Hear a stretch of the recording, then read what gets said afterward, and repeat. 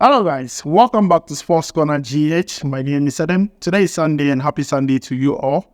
In today's video, we are going to talk about the latest updates concerning Ghanaian and Black Star players and also latest updates in the world of sports. But before we jump into it, don't forget to like this video, subscribe and also turn on notification.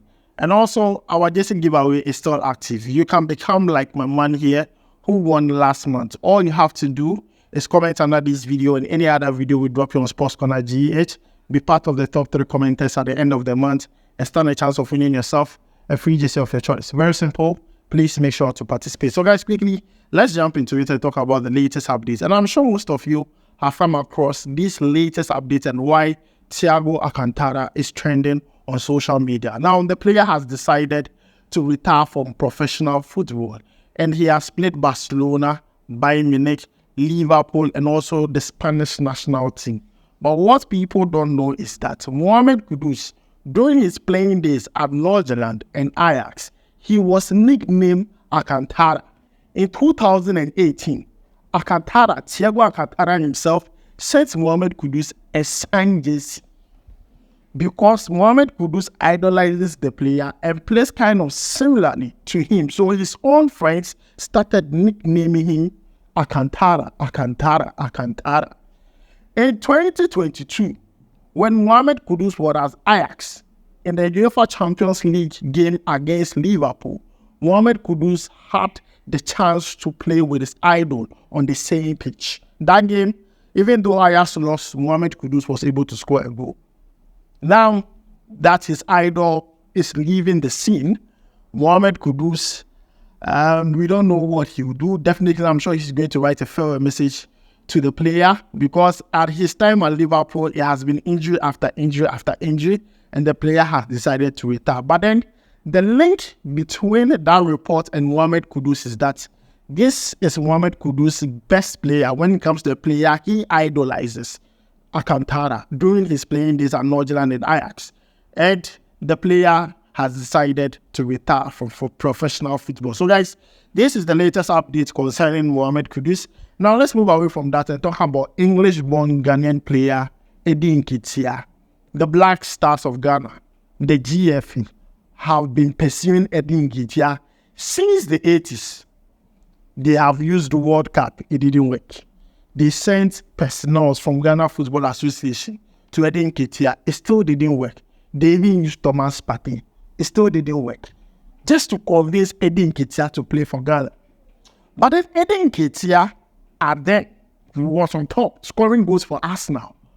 But then now at Arsenal, he's like the third choice for Arteta. Arsenal has a good squad to the extent that Edin Nketiah is not even considered as the second choice. He's been considered as the third choice at Arsenal now. But the player feels like he needs to go somewhere to get play time.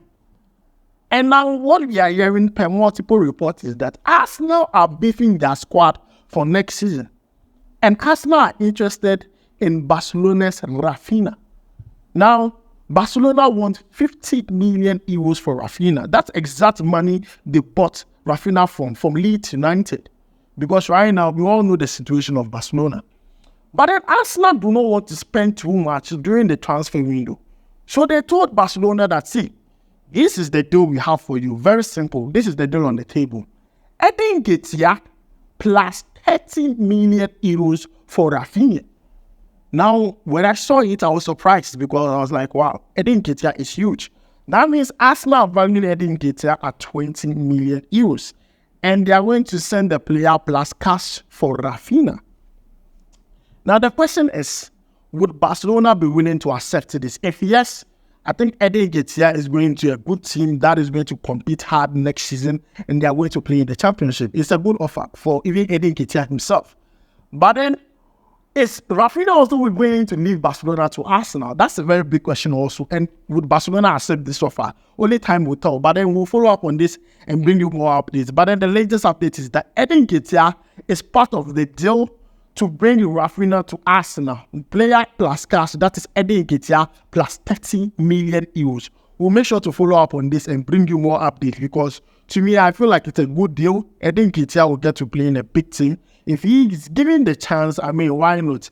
The other teams who are interested in Edin Nketiah, the likes of Crystal Palace, are interested in signing Edin Nketiah. West Ham interested in signing Edin Nketiah, amongst many others. But then we'll make sure to follow up on this and bring you more updates concerning this particular deal. Next, let's talk about Osimhen.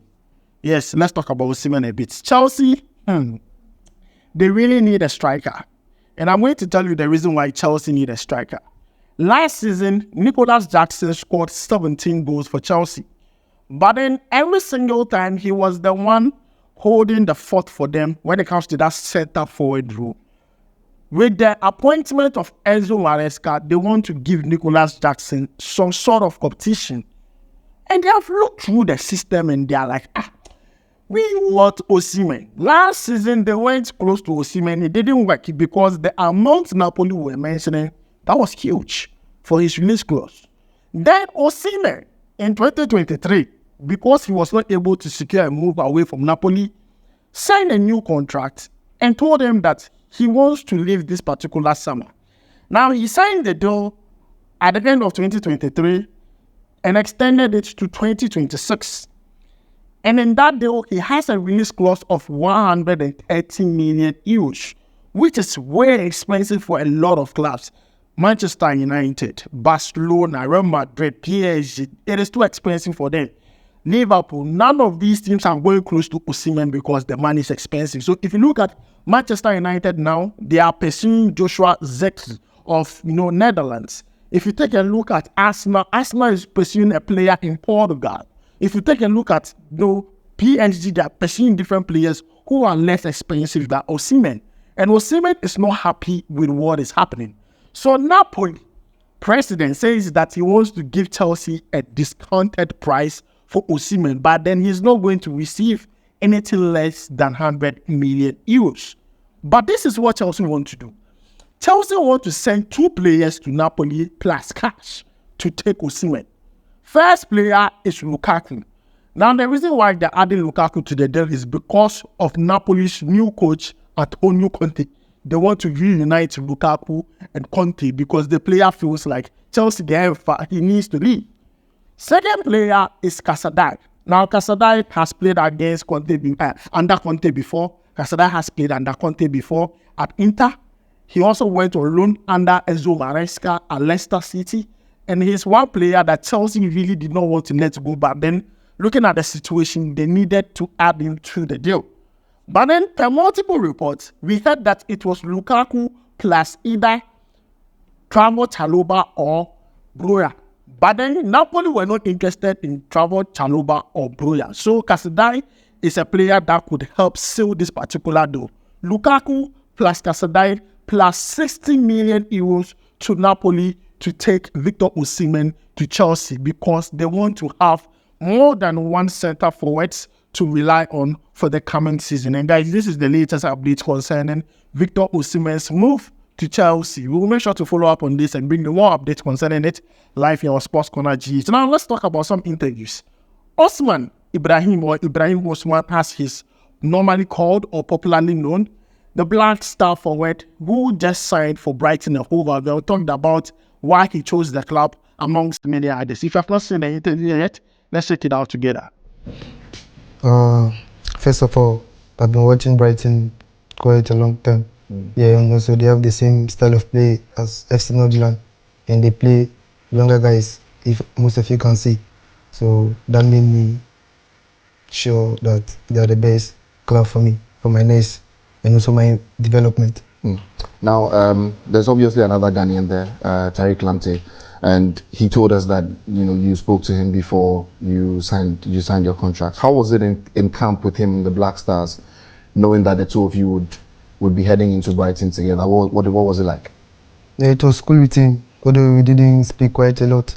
But with his help, he has been telling me like about the city, and also I've been speaking to the other guy, which is Simon.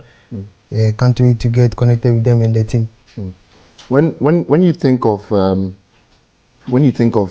Brighton and the task ahead, going to play in the Premier League, does that put a bit of pressure on you? No, obviously a bit of pressure for you to even do more.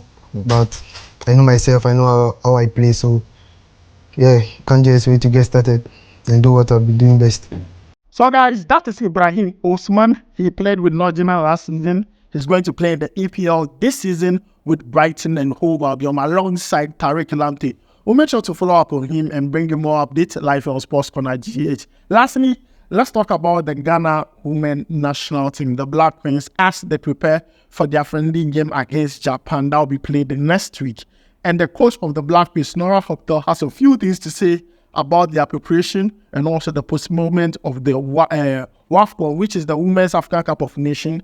Will be played at Morocco. It will be played next year. So guys, let's check out the interview together.